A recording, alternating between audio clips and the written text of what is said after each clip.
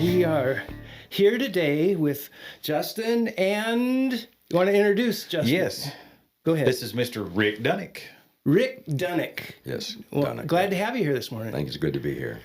Okay, so, I was thinking about, in Scripture we have a lot of heroes. We have Paul, we have Peter, we've got Jesus, of course, and we've got histories of what people have done. But in the Bible, there's also that, it's kind of raw, it's kind of exposed. So today, I know you have a lot on your testimony. We're going to try to be as gentle as we can. Justin, he's much more gentle than I am. I like to find out what all the nuances of it are, but just remember that if Peter didn't allow their lives to be spoken of, written about, we wouldn't have the blessing of it. And in the same way, you may think that you don't really have much of a testimony, or you're not worthy, or whatever the case may be. And the only reason we've had pre-podcast conversations, so just relax. If God wanted us to be angels, he would have made us angels, but he made us men. Men with all kinds of faults. Mm-hmm. We're just pausing on Justin right now. Oh, Tristan, come on. But we are made in the image of God, but we are made men. And, remember that the ones that Jesus hung out with the most were Peter, James, and John, because they needed a babysitter. They were just guys living, not like a Justin guy, but but they were just living their life. So tell us your journey to the cross. Who are you, Rick Dunnick? I'm just a normal feller. I'm the oldest of 4 children. I was born in the 50s. Come from a broken family that happened in 1967. I was 10 years old. We lived out in the country. Where in the country? Where were you born? Albany, Indiana. Indiana. Okay. Yeah. And it was a family where the mother was like, wait till your father gets home. We all loved our dad, but we were fearful of him. Okay. That's a good place to be. Yeah. And Mom had a thing for discipline that she had markers kept up, and whoever got the most marks got whipped by Dad when he got home. Well, me and my brother Randy, we took as a challenge, so we saw who got the most marks. But that didn't last very long. Yeah, nor did Mom's philosophy for keeping score. And then one time, Randy and I really struggled for Dad's attention, and Dad really didn't have much attention for us. We would go to Catholic church. We were Catholic at the time. So you grew up Catholic? Yep. Well, to a certain point. To a certain point. Dad would listen to Marty Robbins on the couch on the country, and Mom would get us to church. We went to catechism. We had to learn our prayers. It was so disciplined, we even had to learn how to fold our hands when we prayed. We didn't understand what was going on. And then we went to Expo 67 as a family. It was a great trip. Well, how old are you? 10 years old. 1967, I was 10 years old. And presently you are... Well, I can't do the math. 67. I'll be 68 in August. Okay. Yeah. So we come back, and we find out Dad's gone. Teresa said Dad had an affair, and he. So he just left. Yeah, he left. He's gone. Wow. So we had to move from this beautiful home in the country into the town of Albany, and Mom was such a saint. In this house, she broke out the dictionary and gave us a definition of a divorce, us 4 kids. I immediately blamed Mom. I blamed Mom with so much anger. Well, why'd you blame her? Because Dad was never there, and it was, I don't know, I can't explain to this day. Every time I see my mom, I'm so sorry. It's like I created so much pain for her life.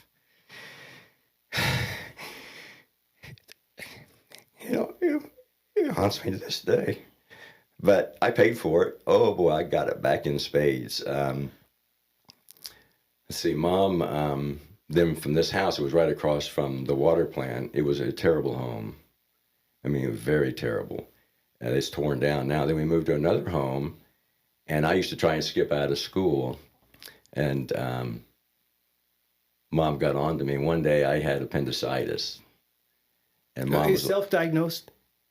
Or did you really have appendicitis? I'm laying there in bed and I'm in serious pain. And Mom, you've cried wolf so many times. Oh yeah, I cried wolf so many times. And Mom questioned me, and she knew I was really hurt, so she got me to the hospital and got me in just time because the appendix burst. Wow. So it meant I had to have extended stays. I had to learn all to walk and all these things. And I came back home. And my brother this is the hate we had for each other, for just Dad's attention. And I was in my underwear, and Randy was in his room, and he was taunting me about, Dad loves me more than you. And I got a BB gun and broke down the doorknob and chased Randy through the bedroom window out into the street. Yeah. I mean, I was consumed with so much hate. And then Mom met a wonderful man, and they got married. And I was so out of control that I went to live with my dad. And that was payback for me. It was terrible. How old were you when you went to live with him? I was 13. Wow. With a stepmom who was jealous of me and attention. And I remember one day imploring Dad, why don't you ever give me any attention? And he said, son, there's 3 things in life I like. I like to eat, watch TV, and obviously sex. And he says, you don't fit any of those. And so he basically rejected you. Yeah. Yeah, but I still loved him. And I would never say anything to hurt him. Is he still around? No, he passed away 2 years ago. Okay. And it was a beautiful funeral. I mean, I buried a lot of people being in the military. And it was the most beautiful funeral I ever attended, because Dad was in heaven. Was there a resolve in your relationship? Did you? Oh yeah, I forgave Dad. The greatest thing is forgiveness. Right. Amen. I mean, I got so many people I know have this anger and hate, and like, you gotta let it go, man. Let them carry that burden. How can you expect Jesus Christ to forgive you if you can't forgive somebody? I mean, I forgave Dad so many things, and I really regret where I'm at now. Because when Dad was in hospice, I wasn't full circle because I hadn't come to this church. This church brought me full circle. Wow. It did. And like, my mom's 87. I interviewed her 2 years ago because of the experience I learned through Dad.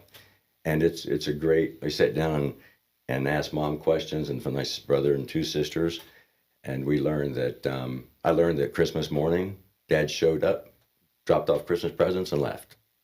I'm like, Mom, how did you survive? No, was that when he initially left? Was that on Christmas morning? No, we don't. I know. Mom just shared one time. One time. Okay. Yeah, during my interview with her. Okay. It was a blessing to the family. Yeah. And so I'm kind of lost where I was at on. Well, I was going to say, you mentioned that you felt bad about the trouble you caused and the things that you did as far as your mom goes, and. Mm-hmm. But I think a lot of us can relate to that. A lot of us gave our parents a hard time, especially during the teenage years. My mother once told me when I was a teenager, she said, you're going to get back what you give me threefold. Mm-hmm. I didn't know she meant true. Literally. I had 3 boys. So she was quite literal. So I think a lot of us go through that kind of thing. My mom, when they got divorced, the Catholic Church kind of rejected Mom. Mom shared this with me recently. And so she was trying to struggle with this relationship with God. And so through the issues I had with my father, we went to the lakes, and this beautiful young woman, 16 years of age, blonde hair, just knocked me over, and everything went towards her. And obviously within a year and a half, she was pregnant. The word adoption never came up. So at 16, I'm working in a gas station pumping gas. And she's pregnant, and they come to our house, and what are we going to do? The word abortion never came up. So you were 16 and she was 16? Both of you were 16 years old? Yeah, we were both 16. Wow. Yeah. And what a blessing that was. That was a gift from God. Well, expand on that. What do you mean that was a blessing, a gift from God? Because I was going nowhere. I was on the A and B honor roll at school because I was trying to get my dad's affection and approval. And so I had to really man up. I was being abused at home, not physically, but there were many nights Dad would yell at me to pack your clothes, and then I had to figure out to go to bed that they were done fighting. So it wasn't a very pleasant place to live. So I never was really abused, except just one time. I was 16 years old when my dad whipped me last, and it was in the wintertime in February, and I may have been 15. I was accused of not taking a bath from my stepmother, which is silly. And I was standing in the stairway, and my stepmom had her fist clenched, and she was going to hit me. And I looked at my father, and I didn't see anything that he was going to do to help me. So I bolted from her grip and ran out the front door in February in Muncie, Indiana. It was snow on the ground. Yeah. I just had shorts on. And Dad said one word to me: stop. I bolted through the door, ran out in the neighborhood, went to my friend's house, tell what happened, and we were hiding behind his car at a stop sign. Here comes Dad's Electra 225 just easing up on the ice. He says, man, you gotta talk to your dad. So Dad's at the stop sign. I run around and get in the car. I said, Dad, we gotta talk. He says, start talking. I start talking, get down the basement. He takes my belt, holds my hand, and starts whipping me. And I'm running in circles to get away from the belt, right? So then he takes me and spreads me out across the steps and starts whipping me. And I said, Dad, why are you beating me? He says, because you didn't do what I told you. I told you to stop. It's the last time he ever whipped me. When you talk about these things, remember that sometimes we're going to have a little kids watching too. It's a broad audience. Yeah, it's a broad, not in the sense of abroad, but Tristan, but yeah, right. Yeah. So just keep that in mind. That's all I'd ask. So to bring that conversation full circle, we're in Virginia, and my daughter comes home with her boyfriend, and he's got a big mark on his neck. Wow. My first instinct was to fly off the handle. Because of that experience with my father, yeah, I did. He trained you that way. Oh, it was beautiful. I said, Danielle, we need to talk. Can you come in the library and we'll talk? And she says, Danny, what you're going to tell me? I said, he told me it was a paint gun fight, and he got a paint. So just like, holy cow, what a wonderful blessing that was. Yeah. So how do we get back on track? Because I knew. Well, you were 16. You're going to be a dad. Yep. What did that look like? It looked scary. My biggest fear is fear of failure, because when we got married on January 12th. The Just Peace had a brown shirt on with a stain right here, and I'm looking right at him, and he's explained to me that marriage is a lifetime, and I'm looking at him thinking I can get divorced. I'm 16 years old. This is in January, and I don't turn 17 till August 17th. So her father is paying half the rent. My dad's paying half the rent. I'm going to school in the morning. I'm working 8 hours during the day, and then going to school at night. So I have everybody contributing to our success. So that fear of letting people down was paramount. Obviously, we were young. Brad's born on the 14th of August. 3 days later, I turned 17. My mom was just amazing. Throughout my whole life, my mother and my grandmother have been spiritually grounded. I can't find one letter from my mother that doesn't have scripture in it. And we were in the hospital downstairs, and we got word that Brad was being born, and I'm walking up the steps to where you go after the child is born, and Mom's pushing me. She's so excited, and I'm petrified. I'm 16 years old. And everything's fine. We stay a few days with Mom in Middletown, Indiana. But every time I had to go get rent money, Cheryl's dad was giving. Dad wouldn't give it to me. I had to ask him. I was so embarrassed. So I remember that experience as well. When our kids would come, I would hear. These are things. So her father was open-handed with helping you. Yes. And your dad required you to grovel a bit to a little get bit. Yeah. From what I remember, it wasn't just here, son. It wasn't. There was no dignity in it for me. It was terrible. Wow. So he exchanged belts basically. Yeah. No longer physically hitting you with a belt, but he was doing it emotionally. Yeah. I love him, and I'm thank God for him, because everything I am today is because of all those things that happened to me. So, I'm working, I'm going to school. Everybody's out in the back parking lot smoking marijuana, drinking beer, having a great time, and I'm standing there like, hey, this is fun for you, but what I'm doing is putting food on my family's plate. Get in here and help me. This is 1974, 75. So then the marriage obviously was destined for failure. I leave the state because the place I'm working at, they want to make me as a steakhouse, and they want to make me a manager. So, So they send me up to northern Indiana to learn how to be a store manager. One of the stipulations was I need to get my high school education. So I go up there. I'm out of school now. I'm 17. And then I go to Richmond, and I'm not getting in school. I'm not going anywhere. So then I contact my dad, who's in Florida, and I go down to Mobile, Alabama, and I get a job at Ingalls Shipyard. And I'm there for 4 or 5 months, and my whole dream was to work with my father. Dad's a pipe fitter, steam fitter, and so he has a friend that's an engineer at Monsanto in Pensacola, Florida. So Dad gets me a job on Monsanto as apprentice pipe fitter, helper. This is where Rick Dunnick comes to Jesus Christ. So my pipe fitter is Elbert Watson. Elbert Watson is from Tar Heel, North Carolina. He's a pipe fitter, and he's a self-proclaimed backslidden Pentecostal holiness preacher. His welder was a Vietnam veteran Marine, 24, 23 years old, and I am 19, I think. And we were working together. He starts telling me that I'm going to join the Marine Corps. And we're working on pipe, high line and things like this. So Albert's telling you that you're going to be... Yeah, I'm going to join the Marine Corps. He says, you're going to join the Marine Corps, and you're going to fight in Armageddon. And he starts talking about God and everything, and you need to come to church.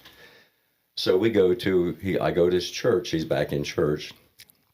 And it's a Pentecostal holiness church in Pensacola, Florida. Which is going to be quite a switch from the Catholic church you attended as a child. Yeah. Well, the way I got divorced from the Catholic church was in part because they rejected Mom because of the divorce. Yeah. But in Mom's plight to write Randy and I, we went to Father Schott, the rectory, the priest, mm-hmm. And he was sat down there to talk to Randy and me, and he lit a match, and he lit the match and says, you're going to hell. And we touched the match, and it was hot. We walk out.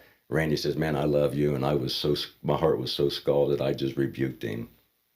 It was terrible. So that's kind of how we got away from the Catholic Church. So I'm going to the church, and I was like, it was amazing. It was incredible. I was in the choir. Don't sing, try, but I was in the choir. I got baptized, and it was such a force that it was hard for me to, I survived 2 months because Elbert was like, you got to be like Christ. I smoked cigarettes. I was single. But for 2 months, I was just trying so hard, and I was young. Was Elbert, when he was telling you got to be like Christ, mm-hmm. Did it come across as condescending or criticizing, condemning, or did it come across as encouragement and wanting to fan the flame of your own relationship? It was striving to be like Christ. Don't stop smoking. Stop lusting. Stop doing this. Stop doing that. I mean, every time you turn TV on. I mean, this is back in the 70s. Could you imagine what it would be like today? Yeah. And I remember being on a high line, and whereby probably about maybe 80 feet in the air, had a safety belt on. I'm sitting on this 4-inch piece of carbon steel, and I'm just looking up. And the clouds in Pensacola, Florida, were so angelic. Oh, yeah. And I'm thinking there, and I'm praying, and I'm like, at this very moment, I am right with God. I'm going to jump. I can't live this life. It's impossible. Now, mind you, I've got no guidance from anybody except Elbert Watson. I got to strive to be like Christ, and I was by myself, and I didn't do it. But that was the moment I started pulling away from pursuing Jesus, or from trying to be like Christ, and I just slowly got away, and then an opportunity came for me to work with Dad in Connecticut. Dad was running a government job up in Connecticut. So and again, the father, the earthly father says, come, didn't mean it. I came. I left this beautiful apartment car sitting in the driveway, hopped on an airplane. I'm flying to Connecticut. Well, let me ask you this. You pinpoint that as a spot where you thought everything was right and you would just end your life thinking that would be the good. You wouldn't mess it up again or something like that. I wouldn't backslide per se. So my question would be, what was the impulse or the tug to pull away from that feeling of having everything right? What caused you to say, no, I'm not going to follow God. I'm turning a different direction. What was it? I kept falling short, and I was unhappy. I was miserable. It was terrible. It's hard to explain. Well, see, that is. I'm sorry. I'm getting my soapbox out. This is one thing that I really, as a guy, not related to this guy, as a man seeking after the Lord, I don't like when there's this push towards holiness. Now, I know, hold on, time out. Everybody listen. At the cost of being who you are. I am a man with man-like desires and tendencies. I will not be one who has angelic tendencies naturally, right? And so when I express my love for God, it's as a man. If he wanted me to express love to him and discipline as an angel, that's what he would have made me. I alluded to that earlier. So I know a lot of men who feel like they can't live up to this standard and therefore they back away from it. But I wasn't a man, I was a teenager, and this is one of my enabling learning objectives in my life, to come full circle with Jesus Christ. That experience was that. So I called my mom, didn't have a telephone in my apartment, so there's a pool, there's a telephone. I call my mother. I'm sharing my experience with Mom. That experience led my mom to Christ. My mom has a relationship with Jesus Christ because of my experience in Florida. My phone call to her, she came full circle with God. Now, was that at the same time? Yes. Or, okay, it was, so, sure. So yeah. as This is before I fell off the wagon, so to speak. Bad term. Okay, so it's just at the precipice of this. You're leaning into a relationship. Oh man, I'm on fire. You're leaning on. You're on fire. Yeah. You know, people are following you around with the fire extinguishers. Yeah. And at that time, you witnessed to your mom, and you planted the seed, and it was growing in her. It took root in her, but somehow your own relationship was put on a timeout. It came a few weeks later, but I didn't realize I was witnessing Mom because I thought Mom was just... Yeah, you're just telling her about what you've been doing in Florida, right? Yeah. And then she goes to someone's house. They're having Bible study, and I think there's a pastor there, and he starts sharing something, and Mom says, "Oh my God, you're talking about me." Oh, wow. Like, oh my God. So I called Mom 2 days ago just to refresh my memory because, I'm not a spring chicken anymore. And I found out that my mom got the baptism of the Holy Spirit. Really? I'm like, amazing. Praise God, Mom. That's amazing. Because I've been reading a lot of books. And I said, why didn't you tell me, Mom? She says, oh, I never thought about it. Was that recent or? Just 2 days ago. The conversation was 2 days ago. Okay. The experience was 47 years ago. Maybe 48. At that same period of time? Mm-hmm. Yeah. Wow. Amazing. And my grandmother on my dad's side was I witnessed to her unknowingly. I came across some books and just got lit on fire. And I was sharing my grandma and Grandma Gunnels and Donick, and got her to the Lord, brought her to the Lord. So these are seeds that I had no idea I was planting, because in 1997 or 98, she was going in for surgery, and on the way to the surgery, she said, "I'm a winner either way." Now, when someone's a Christian and they go into the hospital and it's something's grave, their comment is, "I'm a winner either way." Right. And her comment was, "I'm a winner either way." And she hollered back at Dad, "Richard." I said, "No, I'll tell you when I come out."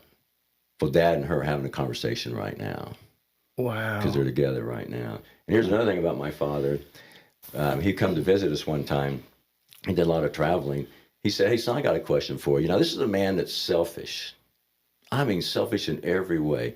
He says, "If you could ask Jesus Christ one question, what would it be?" Mm-hmm. And I mentioned this at Dad's funeral. He said, "Don't even try and answer it. It took me my life to answer this question. It's not word peace. It's not this, and after a while, I was like, Dad, what is it?" And it was the most selfless question you could ask Jesus Christ. Tell me about your father. Wow. Tell me about your father. So Dad's finding out about his father. Hmm. Good. Kind of the theme on our conversation is. It's going to be tough to put this together. The theme that I'm getting, the little flavor I'm getting is, it's not self-deprecation, but your view of yourself, of who you are and what you've done, is kind of pushed down. And I know it's most likely for the sake of the Lord be glorified. Just like John the Baptist said, I must decrease and he must increase, speaking of Christ. And I understand that. But there's a lot of things just in your sharing that you've had a powerful testimony to others that you were totally unaware of. And that's a glorious thing, because you're just living your life. You're living your life as a man, doing what you think you need to do. You're living in a way that you're doing the best you can. But even in doing that, you're able to speak into others' lives that you don't know about. And it reminds me of when I was able to tuck my mom into eternity, and at her memorial service, there was a man who stood up, and I recognized him from the church I grew up in. I didn't really know him, but he had a testimony. And just a little backstory with my mom is, she didn't ever think that she led anybody to the Lord. She was a believer her whole life, but that just wasn't in her comfort zone or something that she leaned into. But this man stood up and said, "I was doing some work at Sandy's house," that was my mom's name, and working on some electrical, and it was in her little dining room area, and she's in the kitchen, she's talking to me, and she told me about Jesus. And it was at that point that I went home and started asking those questions. And she never knew that it was her inspiration that caused me to come to a relationship with Jesus. Mm. And, to be able to hear that at her memorial, and my mom didn't have a clue about it. I think in a way you might have that similar testimony in things you've heard about these, but I can guarantee you, if this is your path and the way you've been living your life, there's others that have been the benefactor of you living your life for the Lord the best you can. So I just want to encourage you with that, that God doesn't waste a willing vessel, and that's a good thing. Yeah, that's good. So you have been talking to your mom, telling her about this experience you've had in Florida. Your dad calls. You feel the pressure of striving to be like Christ, and so you go to Connecticut to work with your dad? Yeah, to be get into the union as apprentice pipe fitter, and that endeavor fell through, and I'm just there. And then my stepfather is ill, so I fly back to Indiana and start back in the steakhouse that I was in Richmond, Indiana, because Jerry's ill. And I go to the movie house and watch Heroes with Henry Winkler. I walk out there, so I'm going to join the Marine Corps. And that was, one of the greatest decisions of my life, was joining the Marine Corps. Moment, yeah. Big moment. And everybody in the whole family was like, "No one ever joined the Marine Corps. You're crazy." And why'd you join? I'm like, most everybody will say, there's two reasons people say they join the Marine Corps. One's the uniform. I mean, they do look good. Now, the other is it's perceived as the hardest service to be a part of. Back in the 70s, their motto was, "We didn't promise you a rose garden," and things like that. And I was 20 years old. Okay. So people in boot camp, boot camp was a challenge because it was very regimented, and I loved that because I consider myself regimented. Everything I wanted to do was for excellence, for fear of failure. And So boot camp was over. I go to Okinawa, come back from Okinawa. And each time I come back, I'm visiting my son, Brad, and who's 50 years now. He's 50 years old. Wow. Yeah, he'll be 51 in August. And then I'll be 67 when he's 51. Then 3 days later, I'll be 68. So we go on through that, and then go to Okinawa. Still, the Lord is in me, but I am not seeking the Lord. It just was the greatest thing was when I got saved, God was with me and never left. And throughout my life, from that time, it's sprinkled with God moments that I did not recognize. One of them was real big, was when I was going through a divorce with my second wife on Okinawa. I prostrated on the floor to save my marriage. And, there's just some things that aren't meant to be, and that marriage was not meant to be. And I couldn't understand. I'm on the floor, I'm praying, I'm doing all these things. I'm back in the church, in Maranatha Church in Okinawa, Japan, and nothing's happening. And so the divorce is final. Come back to the States. Danielle, I think, was 1983, and I'm at headquarters of Marine Corps in D.C., and life's going on. And then I have a friend that wants to take me out dancing. I said, I'm tired, Dan. I don't want to go out. Here's another God moment. He said, my wife will watch Danielle. So Danielle goes over to their house, which is 2 apartments down. So Dan and I walk in this place called Studebaker's, and everybody's dancing. And I walk in, and there's a group of ladies in the far end, and you can tell if you got any common sense, they're not there to one thing, to meet up and catch up. They're all gymnasts, except for one woman who's probably my age, who was my age now, then. And I just sat there, and I didn't have a drink. I just sat there and stood against the wall. I call it Day in September. And when they're all done and the older lady leaves, they start going on the dance floor, and I sneak up around Teresa, and I touch her on the elbow, and I said, would you like to dance? And she said yes.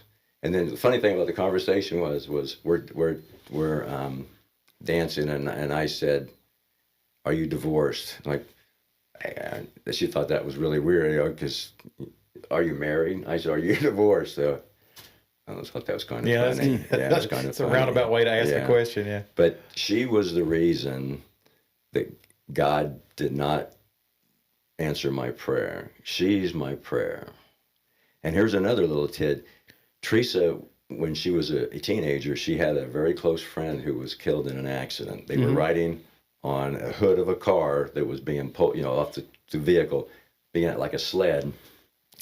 Slid off the sled and ran into a tree and was killed. Teresa was extremely angry with God.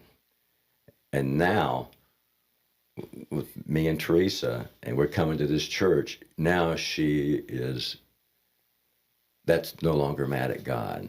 I mean, she's filled. And spoiler alert for those at home, you married Teresa. Oh yeah, right? I married Teresa, yeah. So how long did you all spend? Well, we dated for 4 years because I was, I saw a thing recently that men aren't scared of marriage, they're scared of divorce. And I've been divorced twice, and it's painful for everybody involved. And that's like professional status. Yeah. Oh, yeah. Sorry to say. Yeah. Well, I am a professional. So, through our dating, we would take the kids camping, and everything was synchronized. There was no communication. It was just fluid. How to set the campsite up, how to do this, how to do that.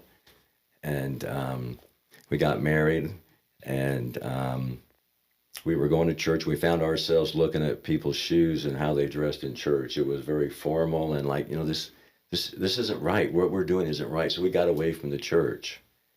And then she says, you need to retire. You're going to die. Because I was getting up at 3 o'clock in the morning. Oh, wow. And riding a bus into the city. This is after I retired from the Marine Corps. And then, I would get home at 6:30, 7 o'clock at night, eat and go to bed and start the whole thing all over again. So I retired in January 2020, and we came to Tennessee. That's right as COVID hits too, right? Yep. Yeah, we were blessed through that as well. I'm not going to go into that because I don't want to get anything political going. But Oh, yeah, no. you know, we didn't participate in anything. We participated in life like it was 1998. We were out in the woods. We were traveling. We were doing all these things. So we come to Tennessee because one of my things is photography, and I've come here several times doing workshops like in Rome Mountain and whatnot. So I love the area and everything. Y'all had like a camper you pulled around? Yep. Yeah. I've seen Yep, sure do. Yeah, we do a lot nice of traveling. camper. I like that. Yeah. And that's really great. When we came to the church here 2 years ago in August, first service, walk in, and we found the church because Teresa saw the sign. And our neighbor up the street, Richard and Pam, he made a comment about coming to this church. So that the seed was planted for there. And we gone trying to find a church because we recognized that we need God back in our life. Right. And so we pull in here because Teresa's telling me all about it, musician, this, that. And I'm like, this sounds really amazing. Because, my roots are back in Pentecostal. I mean, that fired me right up. I mean, you can be a steak that's out of the freezer and you dissect it, or you can throw that bad boy on the fire and let the smell permeate. Right? I'm the guy that wants a steak on the grill. So we pull in the driveway, and the property's beautiful, and there's Steve Elise. I say, hey, Steve. He came and done our house several times, and he looks at me and says, hey, good to see you. I said, just want you to let you know this is a little different. I said, I'm all for different. Walk in there, and I'm listening to Tim, and it's home. I mean, God is in this building. He's everywhere, but he's there. And we left on a trip. So we're watching on YouTube. Boom, boom. I'm always making comments. So we come back, and we're joining this church. Well, you can't just join the church. It makes perfect sense. You've got to wait 6 months, right? So I get back, and I looked at Jen. I said, Jen, I'm ready. I know I haven't been here 6 months, but you go back and look at your YouTube feed. I'm watching from South Dakota. I'm watching here. You're loopholing. You're loopholing. We're loopholing, right? She says, you're good, Rick. Don't worry about it. So this August will be 2 years that we've been to this church. And this church has brought Teresa and I full circle. We don't watch TV. We read. I think a year and a half ago, Pastor Tim made the comment about music. So now all we listen to is Christian music. That was one of my biggest struggles, was being convicted of country music. I grew up with country music. I'm eclectic anyway. I like music. But after the Holy Spirit lays it on your heart, it's just so hard. You turn on the radio and it's a drinking song or a party song or about women or whatever, and you can't listen to it anymore. You're just convicted of it. So I've been there. That struggle is real. Yeah. So when he said that, it was like my wife many, many years ago. She stopped drinking soda. I'm like, how'd you do that? I stopped drinking soda shortly after that. And I look at people and I was like, how can you drink soda? Now, let me just say this. Okay. In the garage, I have a little iPod things that plays music. It's got all my carnal music on it. Okay. So I'm in there working and I want to hear music. Sometimes I hit that. It's like, yeah. Get a little funk going. I've heard on occasion you can hear Pastor Tim around here singing some songs. You go, oh, you listen to that? That's what I heard. I won't tell the full story, but I pulled in the church parking lot one day, and Tim's literally on a roof, working on a roof, and there's Confederate Railroad playing in the background. He's singing Confederate Railroad. Okay. And I started singing it too. Then I'm like, wait a minute. And he looks at me, and I look at him and go, yeah, okay, we shouldn't be singing that. Tim made a comment to me. And we're all human, right? Yeah, that's right. Okay. He says, you got to break it up, because we share books. And I tell Tim, you could give Oprah Winfrey a run for money because your book recommendation. He mentions a book in church, I'm buying it. I'm like 4 books right now. The one I'm reading right now is Living a Life of Fire. Whew. He does Audible a lot, which I found I like Audible too. Yeah, I need the function of reading. That puts me to sleep. Reading puts me to sleep a lot of times. Now, if I can listen to it and not be doing something else, like if I'm just driving down the road, listen, it's wonderful. Audiobooks make me stray where I have an accident. Makes me go to sleep. Oh, listen, Justin. But like I said early on, the techniques of military instruction are all these things that have happened. I mean, there's been a lot of omission of a lot of things, but I can't think of one thing that was bad that I wasn't blessed with. And, my brother tells me this story. He says, because I hear a lot of people say, like, people don't know scripture and whatnot. So this man dies and goes up to heaven, and he's at the pearly gates, and they start asking him questions. Mm-hmm. Do you know this? Do you know this? Do Peter this? And the guy says, I don't know any of that. And the angel says, well, how did you get here? The guy says, the man on the metal cross said I could come. Oh, wow. Wow. I like that. Yeah. All right. As we're kind of winding down on this, is there any key testimony or word of advice that you would give, the specific burden the Lord's placed on your heart to speak into other people's lives, perhaps that are watching your podcast right now? Pastor Tim gave a sermon on excellence. And I would say anything you do in life, do it with excellence. I read this morning. Do it like you're doing it for the Lord. Everything you do in excellence.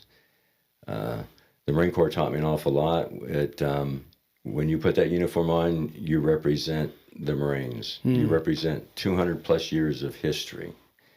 So when you're out and you're wearing your Christian shirt or you're wearing your cross, be cognizant that you represent Jesus Christ. Yeah. And conduct yourself accordingly. And, I've shared this with Pastor Tim. We'll go, we harvest toast and things like this where he stays a camper. We'll go into a distillery or a brewery, and I catch myself hiding my cross because I don't want to embarrass.